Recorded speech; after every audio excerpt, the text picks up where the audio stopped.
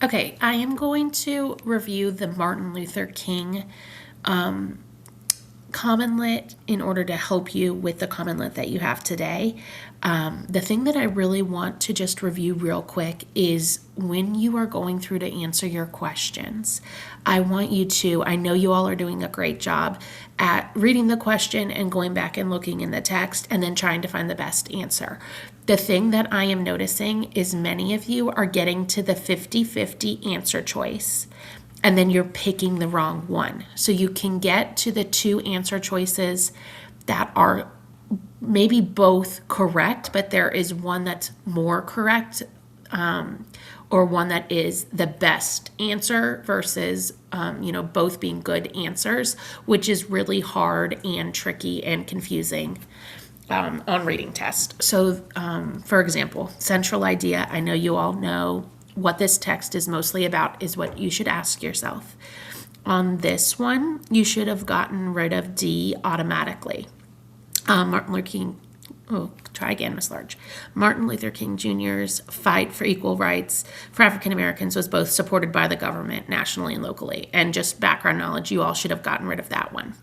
If you looked at C, his opinions and dreams were not widely accepted. And while we know he was fighting against the majority and it was not widely accepted, this passage is more about his background and kind of like the movement itself, not just his opinions not being accepted. There's more to it than that. So let's get rid of that.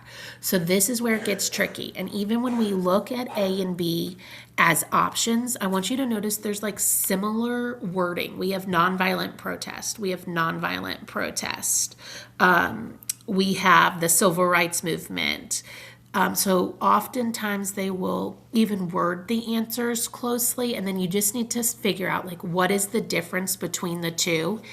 And even if they both feel good, given what the passage is about, you want to double check and really figure out which one's better. So this one, it's just saying that it resulted in many achievements. So A, Martin Luther King's nonviolent protest resulted in many achievements. B, Martin Luther King's nonviolent protests were not enough to achieve what they wanted to during the civil rights movement. Both can be good answers. So when we went back in the text, you're looking for, these are for resulted in. That should signal me to maybe towards the end of the passage, because that sounds like the results of something. So they're going to tell us a lot about it, and then they're going to tell us kind of like what the results were of the work that they put in. So if we look here, go to the last paragraph. If you see anything about results, look in the last paragraph. Time magazine named him Man of the Year. He won a Nobel Peace Prize. He was the first person in the Western world to show us that a struggle can be waged without violence. He was awarded the Presidential Medal of Freedom. This all sounds great, and this all sounds more like the achievements.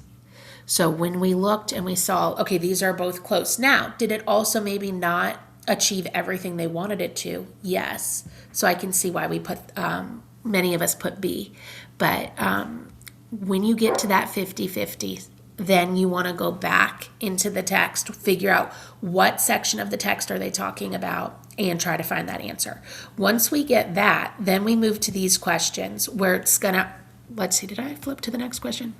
Yeah, you're always going to get to these type of questions where it's going to ask you, prove it. Like prove your first answer choice with evidence from the text.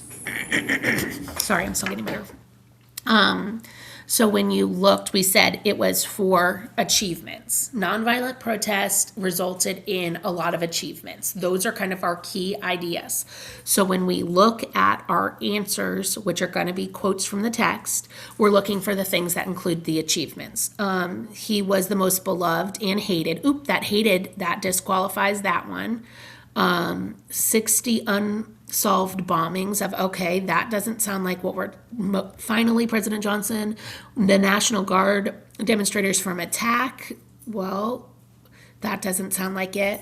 He won a Nobel Peace Prize. That's that within that last paragraph, those results. And it's the section of the text that we went back to find the answer. So you want to flip back and forth between your questions if you need to, if you can't remember your key ideas. But we got to nonviolent protest and achievements. And then when we went to the next question, we're looking for those achievements that he won. This one you guys are actually doing pretty well on text structure and how does one paragraph contribute to the development.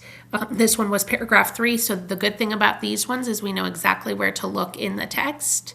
And if we look right here at paragraph 3, you can see that he's raised by an activist family. And as you go through it, a lot of it is about his mother and his father. So if we look at that, he proved how intelligent he was at a young age. Nope. It shows many world leaders that it ended the impact. Nope, it's not about the impact. His upbringing. Ooh, his upbringing. Now, you might not know what upbringing, that vocab word. Upbringing is just another word for his childhood. So that one sounds good, and it shows his beliefs were not his own, but that were borrowed from lesser-known leaders, which, again, in paragraph 3, that's not it. So this one was pretty easy to get to the answer C, given that you had the background knowledge for understanding what the word upbringing meant. So when we get to the next one, here we go again. These are these tricky ones. Which quote from paragraph 3 best supports the answer? So think of these ones as, okay, I know my answer. Now, which would be the best evidence that I could include to prove it? So we need that evidence to prove that it was about his upbringing. So if we look through these, 1D, appointment on Baxter Street, his PhD, nope. Pursuing his doctorate. These two are both about education, which it does in some ways close with that, but it's mostly about him being brought up. So we want to look for something about his parents. So when we look here, we have activist family. There we go.